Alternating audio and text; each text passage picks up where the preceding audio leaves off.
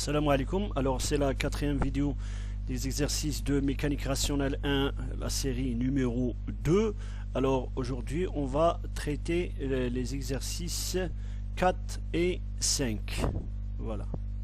Alors pour l'exercice 4, on vous dit dans un repère orthonormé ROIJK, on considère le champ de vecteur UM défini par, alors M c'est un point quelconque, UX égale à A plus M moins BX plus BY moins BZ.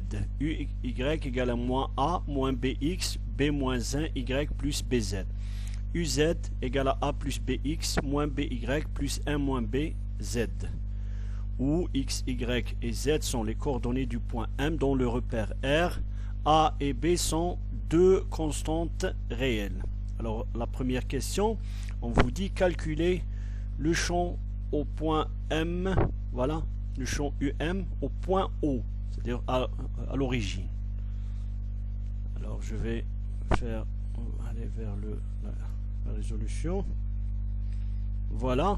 Alors vous avez le champ ici, UX, UY, UZ. Maintenant on remplace X, Y et Z par 0. Vous avez le champ U au point O. À l'origine, et bien vous avez U0 suivant X. Voilà, j'ai remplacé X par 0. C'est juste pour vous dire que j'ai remplacé X par 0, Y par 0 et Z par 0. Vous avez un champ, un vecteur dont les coordonnées A, moins 2A et A. Bien sûr, un point de l'espace, quelconque de l'espace, voilà, par rapport à l'origine, A pour coordonnées X, Y et Z. Voilà. Alors, la deuxième question, on vous dit, voilà, j'ai l'énoncé ici, antisymétriser ce champ. Alors, antisymétriser ce champ revient à trouver la valeur de B pour laquelle ce champ est antisymétrique. C'est-à-dire, voilà, la relation, rappelez-vous la relation d'équiprojectivité d'un champ, c'est-à-dire vous avez deux points OM, et bien le produit scalaire OM-U au point O doit être égal au produit scalaire de OM, produit scalaire UM, c'est-à-dire le champ au point M. Voilà. Alors vous voyez que équiprojectivité veut dire antisymétrie et vice-versa. Alors vous avez d'un côté, voilà, OM, produit scalaire UO, voilà, vous avez OM, ce vecteur-là, produit scalaire avec ce vecteur-là, voilà. Bien sûr, j'ai pris un vecteur vecteur ligne et le produit scalaire avec un vecteur colonne, voilà. C'est un produit matriciel, égal à OM, toujours OM, mais avec UM, c'est-à-dire le champ UX avec les coordonnées UX, UY, UZ. Voilà. Et il doit y avoir une égalité entre ces deux scalaires. Voilà. Alors, OM scalaire UO, vous avez X fois A moins 2AY plus ZA. Voilà, c'est un scalaire. De l'autre côté, vous devez multiplier X par la première coordonnée, Y par la deuxième coordonnée et Z par la troisième coordonnée. Vous avez cette expression-là du produit scalaire entre OM et UM. Alors, une manipulation simple vous donne, vous pouvez réarranger ces termes-là, vous pouvez vérifier et avoir le produit scalaire OM par UM égale à x moins 2y plus z plus b moins 1 x au carré plus y au carré plus z au carré. Alors pour que ces deux termes soient égaux, il faut que ces deux termes-là soient égaux. Alors vous voyez bien que pour avoir cette égalité, il faut que ce terme-là s'annule. Voilà, il faut que ce terme-là s'annule. Bien sûr, avec x, y et z sont quelconques. Voilà. Il faudra que B-1 soit nul. Voilà. Pour que ces deux termes soient égaux. Alors par identification, voilà, on trouve que B égale à 1 pour que ce champ-là, voilà, pour que ce champ-là soit antisymétrique. C'est-à-dire il peut représenter un torseur. Voilà. Alors le champ est un torseur pour B égale à 1. Maintenant je remplace B par sa valeur 1 ici. J'aurai EX égale à A plus Y moins Z. Y égale à moins 2A moins X, ici 0, plus Z. UZ égale à A plus X moins Y. Voilà. Et M moins B égale à 0, bien sûr. Voilà. Vous aurez, voilà, ce champ-là. Bien sûr, et là, il dépend d'un paramètre A, mais c'est un champ qui peut représenter un torseur puisqu'il est antisymétrique. Alors, les éléments de réduction du torseur, alors T au point O, voilà, c'est-à-dire au point O, l'origine x égale à 0, y égale à 0 et z égale à 0, vous remplacez juste les x, y dans ces coordonnées, vous aurez, voilà, UO égale à A moins A, A. Voilà les coordonnées du champ de moment, voilà, c'est l'appellation du U par rapport à un torseur, voilà, mais il nous reste quand même à définir la résultante. Ce sont là les éléments de réduction d'un torseur au point O. Et bien R ne dépend pas de O, voilà, rappelez-vous, c'est un vecteur libre qui ne dépend pas de point O, alors que UO dépend de la valeur du point O. Alors pour calculer, voilà, on trouve UO, mais il nous reste à définir R. Pour définir R, qu'est-ce qu'on va faire? Eh bien, on utilise ce qu'on appelle la loi de transport ou la formule de transport. Rappelez-vous, c'était la condition pour qu'un champ soit antisymétrique. Alors, vous avez UM, le champ au point M égale à le champ au point O, plus MO vectoriel R. Rappelez-vous la technique mnémonique babar pour voilà, se rappeler de cette formule là. Alors UM, vous avez UM, voilà, vous avez UM en un point quelconque de l'espace, égal à UO, le champ au point O, c'est l'origine du repère. MO, alors vous avez OM qui est X, voilà, OM qui est X, Y, Z. Maintenant MO c'est l'inverse, alors vous multipliez par moins 1, voilà, moins X, moins Y, moins Z, vectoriel Rx, Ry, Rz. Puisque R c'est un vecteur à 3 dimensions, il a sûrement 3 coordonnées, Rx, Ry et Rz. Ou encore, voilà, si on fait le calcul, voilà, vous faites le produit vectoriel de ces deux vecteurs et vous rajoutez ce vecteur là, voilà, vous aurez, voilà, cette égalité entre deux vecteurs.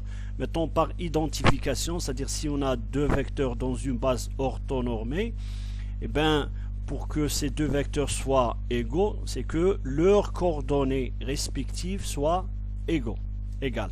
Voilà, c'est pour ça vous pouvez déjà de cette expression là a plus y moins z égale à z r y moins y rz plus a, trouver que ry égale à moins 1 et rz égale à moins 1. Voilà. Maintenant, de la troisième égalité, vous pouvez avoir Rx égale à moins 1. Alors, par identification, voilà, vous allez trouver que Rx égale à moins 1, Ry égale à moins 1 et Rz égale à moins 1. Voilà. Et bien, le torseur, les éléments de réduction du torseur T au point O sont la résultante R de coordonnées moins 1, moins 1, moins 1 et de champ de moment U au point O égale à A moins 2A A. Voilà.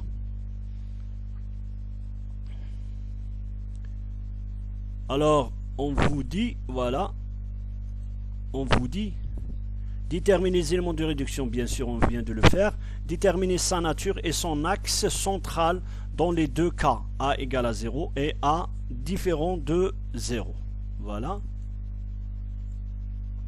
Alors pour A égale à 0, on a eu le champ de moment, pardon, au point O pour la valeur A égale à 0 égale à 0, 0, 0. Voilà, parce que voilà, je remplace A par 0, j'aurai un vecteur nul. Maintenant, c'est ce qu'on appelle l'invariant scalaire. Il y a un S ici, un indice S pour scalaire. C'est le produit scalaire entre la résultante et le vecteur moment au point O. Et bien, si vous faites un produit scalaire de ce vecteur-là, R, avec ce vecteur-là, et bien, vous avez évidemment un 0. Alors, la nature de ce torseur est un glisseur. Pourquoi? Parce que l'invariant scalaire égale à 0 sans que R soit nul. Parce que si on avait eu 0 nul et R nul, on aura un torseur nul. Mais bien évidemment, vous avez le R qui n'est pas nul, mais le produit scalaire, c'est-à-dire l'invariant scalaire du vecteur, voilà, du torseur au point O égale à 0, c'est un torseur de type glisseur. Voilà. Pour A différent de 0, on a eu, voilà, le champ de moment au point O. Pour A différent de 0, on a les coordonnées A moins 2A, A. Bien sûr, si vous faites le produit scalaire, vous calculez l'invariant scalaire du torseur au point O, c'est-à-dire vous aurez voilà, vous aurez moins 1, moins 1, moins 1, A, moins 2A, A, égale à 0. Alors rappelez-vous, je vous rappelle que l'invariant scalaire pour ce torseur n'est pas seulement nul au point U0, c'est-à-dire pour le moment au point U0. Rappelez-vous, c'est un invariant scalaire, c'est-à-dire il ne dépend pas du point auquel on va calculer U. C'est-à-dire si jamais on change de point, et ben on aura toujours le même résultat, 0. C'est pour ça qu'on appelle un invariant scalaire, c'est-à-dire qu'il ne dépend pas du point, par exemple le point U, voilà, U0, UM, voilà, UP, un point quelconque. Voilà, il faut se rappeler ça. Maintenant, le I pour le torseur A différent de 0, voilà, c'est un autre torseur puisque le U, voilà, on a un champ dont le vecteur U au point 0 est différent de celui-là. Voilà, c'est-à-dire qu'on a deux types de torseurs, voilà. Pour un torseur T pour A égale à 0 et un torseur T pour A différent de 0. Il faut faire attention. C'est-à-dire ici on a changé complètement de torseur, mais par exemple pour le même torseur, voilà, pour le même torseur, c'est-à-dire pour A égale à 0, on peut changer ce point-là. Maintenant, si on change ce point-là, eh ben on aura toujours le même invariant qui est nul. Voilà, il faut faire attention. Alors ici on a changé complètement de torseur, voilà. Et on aura A moins 2A, A, mais quand même on a toujours le I, l'invariant scalaire, qui est nul, mais cette fois-ci, non pas parce que le U était un vecteur nul, mais parce que le produit scalaire était nul. Voilà, c'est un torseur de type glisseur. Voilà, pour vous donner une idée de qu'est-ce que c'est un torseur de type glisseur. Bien sûr, c'est un exercice d'application pour les torseurs, mais une fois on va c'est-à-dire étudier les cas de mécanique solide, on va voir quelques exemples de torseurs glisseurs. Voilà. Pour l'instant, retenez la définition du torseur glisseur. Voilà. Alors après, on vous demande de calculer voilà, et son axe central, c'est-à-dire déterminer sa nature et son axe central. Voilà.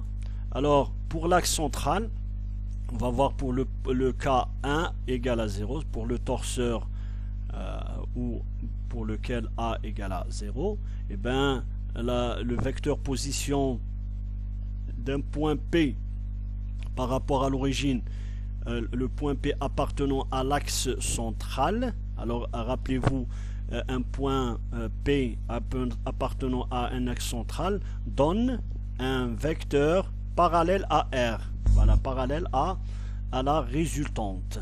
Mais on doit trouver ces points sur cet axe central. Et bien, c'est la formule qui donne ces points. Alors, R vectoriel UO égale à, alors je remplace R par le vecteur, c'est coordonnées moins 1, moins 1, moins 1. Pour A égale à 0, on a déjà trouvé que UO était un vecteur nul. Et bien, le produit scalaire sera donne un vecteur nul.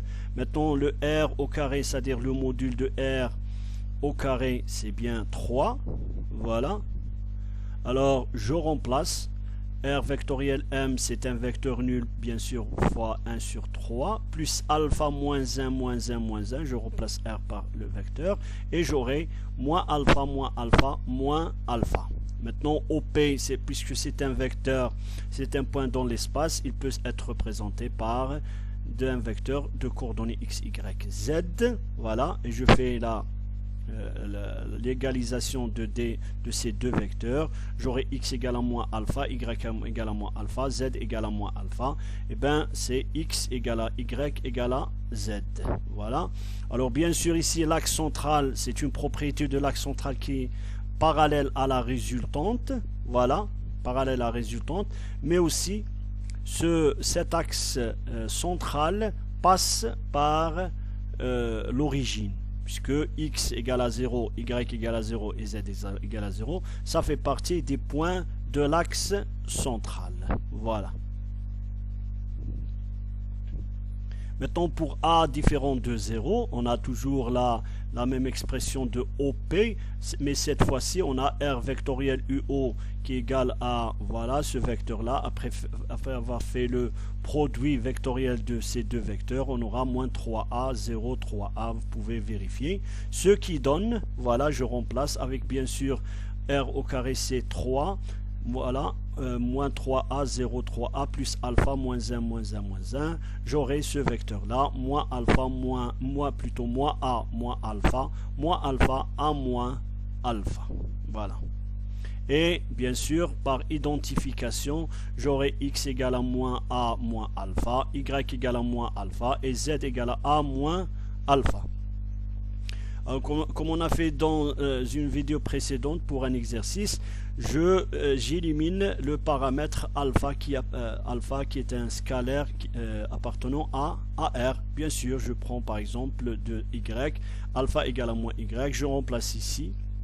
Dans la première équation, j'aurai y égale à x plus a et z égale à a plus y.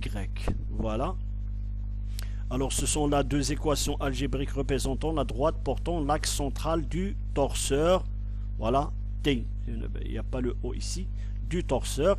Voilà, vous pouvez trouver vous-même deux points de ces deux vecteurs. Par exemple, si vous prenez x égale à 0, vous avez y égale à a.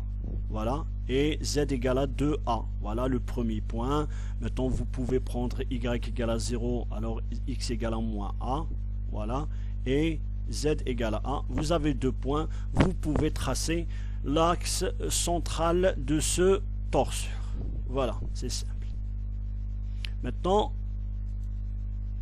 la question, alors pour A différent de 0, calculez le moment au point D de coordonnées. Voilà, moins 2, 1 et moins 1. Voilà. Alors, calcul de UD. Pour calculer UD, on utilise bien sûr la loi de transport, la formule de transport. Voilà, c'est toujours la technique mnémonique, Babar. Voilà, UD égale à U0 plus DO vectoriel R. Voilà, UD, c'est quoi? C'est le champ U au point D.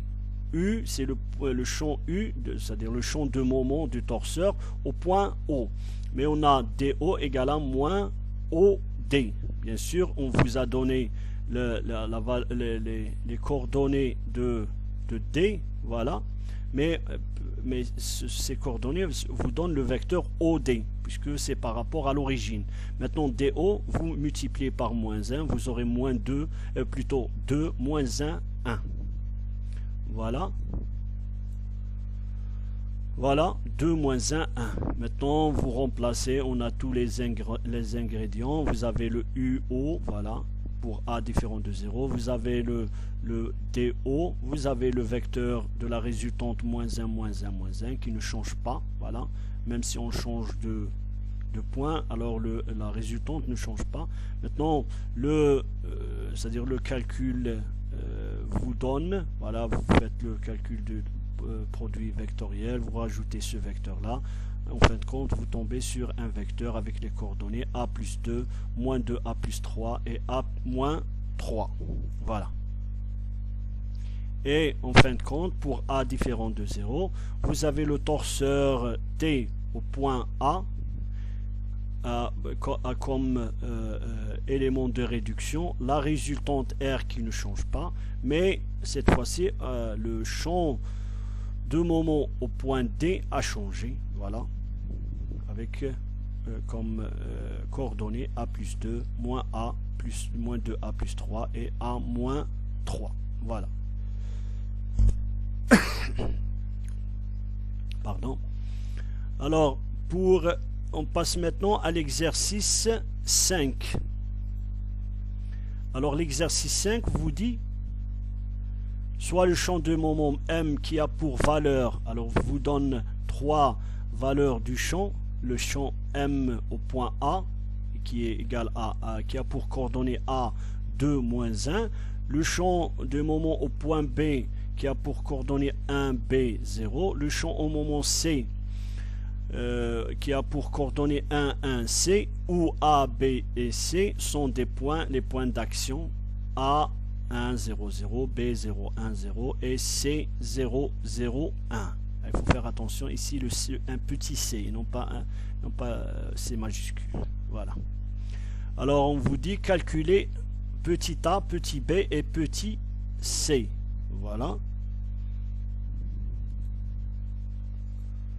Alors, calcul de A, et B et C, le champ de moment étant antisymétrique, c'est-à-dire équiprojectif, il est possible d'écrire, voilà, on utilise la formule d'équiprojectivité, c'est-à-dire que le moment au point A, produit scalaire de AB, égale le moment au point B, produit scalaire, point vecteur AB, c'est-à-dire la projection du vecteur moment sur une droite AB égale la projection du moment B sur la même droite. Voilà, rappelez-vous, c'est ce qu'on a fait dans la vidéo du rappel. Voilà. Alors vous avez AB égale à OB moins OA, avec OB égale à 0, 1, 0 et OA égale à 1, 0, 0, ce qui donne moins 1, 1, 0 pour AB. Voilà. Alors, le produit scalaire MA AB égale le produit scalaire MB et AB. Voilà, je remplace MA par les coordonnées.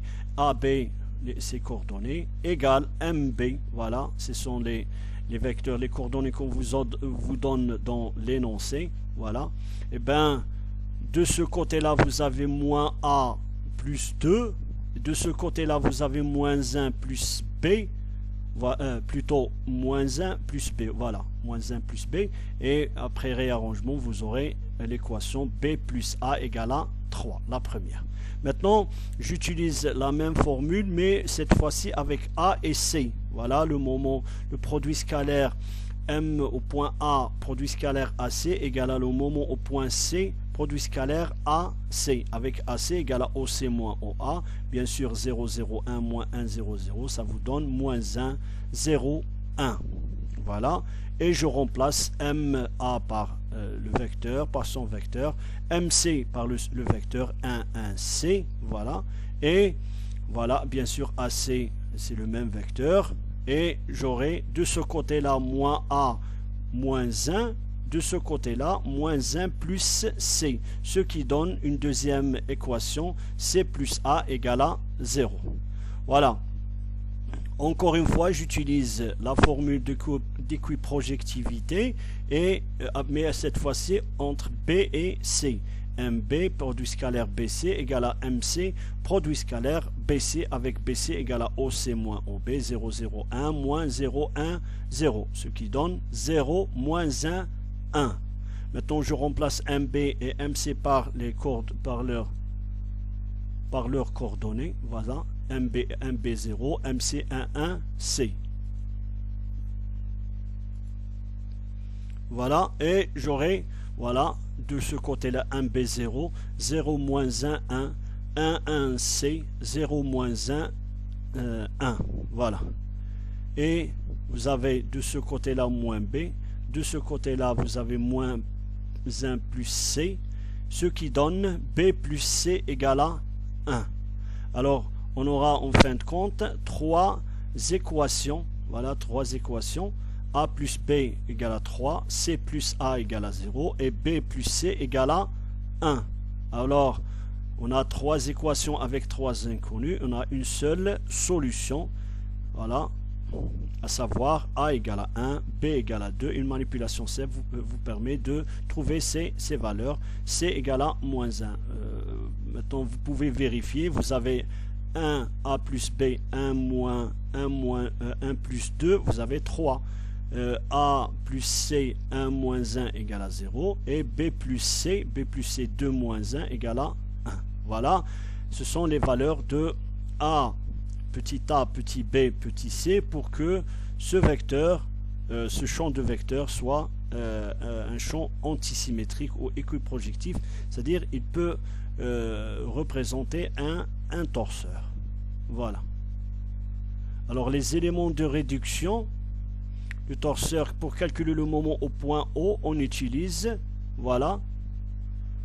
Alors, vous avez les éléments de réduction.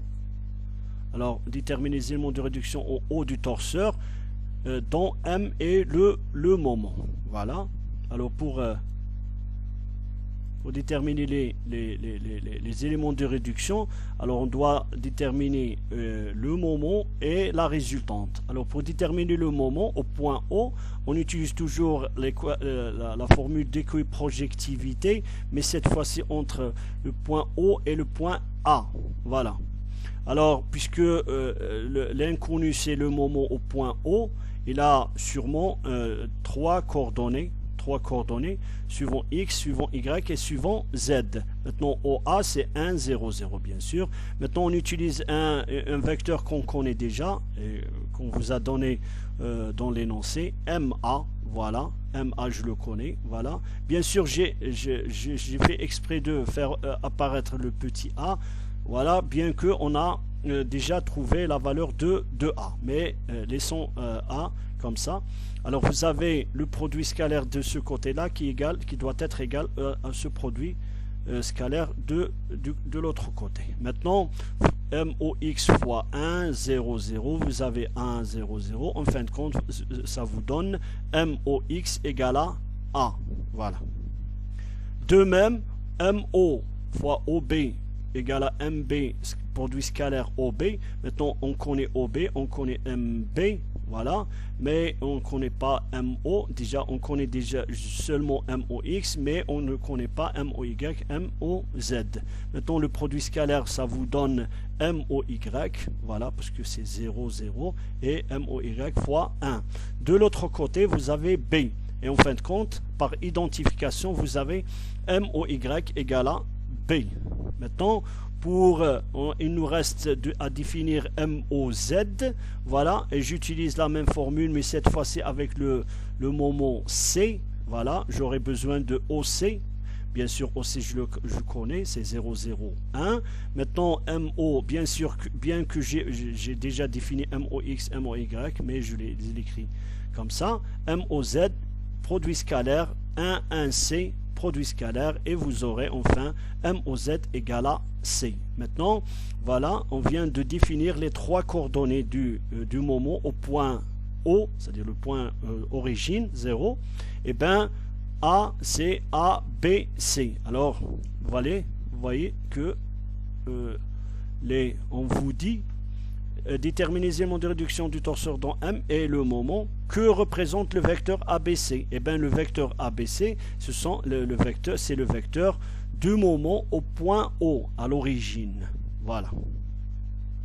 C'est ce qu'on vient de trouver. Voilà, MO. Bien sûr, je remplace A par sa valeur, B par sa valeur 2, C par sa valeur moins 1. J'aurai le moment au point O. Maintenant, il nous reste à définir la résultante du torseur. Et bien, pour calculer la résultante R, on utilise toujours la formule de transport. Voilà, bien sûr, j'ai MO, je connais l'expression de MO, les coordonnées, les MA je connais, OA je connais, R, mais il nous reste à définir R. Voilà, la résultante du torseur. Alors, vous avez MO d'un côté égal dans les coordonnées 1, 2, moins 1. MA, c'est toujours 1, 2, moins 1. Maintenant, il y a un produit scalaire vectoriel entre ces deux vecteurs. Maintenant, ces deux vecteurs étant les mêmes, voilà, si je fais la soustraction, j'aurai un vecteur nul, 0, 0, 0. Et de l'autre côté, le produit vectoriel entre ces deux vecteurs me donne ce vecteur dont les coordonnées sont 0, moins RZ et RY. Voilà. Alors, par identification, vous voyez que RY égale à 0, doit être égal à 0, et RZ doit être égal à 0 pour que ces vecteurs soient égaux. Voilà. Aussi, voilà, il nous reste donc à définir le Rx. Alors, le Rx, comment je vais le faire pour le déterminer? Eh bien, toujours la loi de transport, mais cette fois-ci, j'utilise MB, c'est-à-dire le moment au point B qui est donné. OB, je la connais, je connais ses coordonnées. MO, je connais ses coordonnées. Eh bien, je vais utiliser voilà. Alors, MO, c'est celui-là. MB, c'est celui-là. Voilà, 1, 2, 0. Plus OB, voilà, OB, c'est 0, 1, 0. Et le vecteur de la résultante Rx, Ry et Rz. Bien sûr, tout calcul fait, j'aurai un vecteur 0, 0, moins 1 de ce côté-là, égale le produit vectoriel nous donne Rz 0 moins Rx. Bien sûr, Rz, on a déjà trouvé que c'est 0, mais par identification là, j'aurai Rx qui est égal à 1. Voilà. Et bien, on aura le torseur au point O avec une résultante R égale à 1, I plus 0J plus K, plus 0K, voilà, c'est un vecteur R1, 0, 0, et le moment au point O égale à I plus 2J moins K, ou bien en forme de vecteur colonne, 1, 2, moins 1.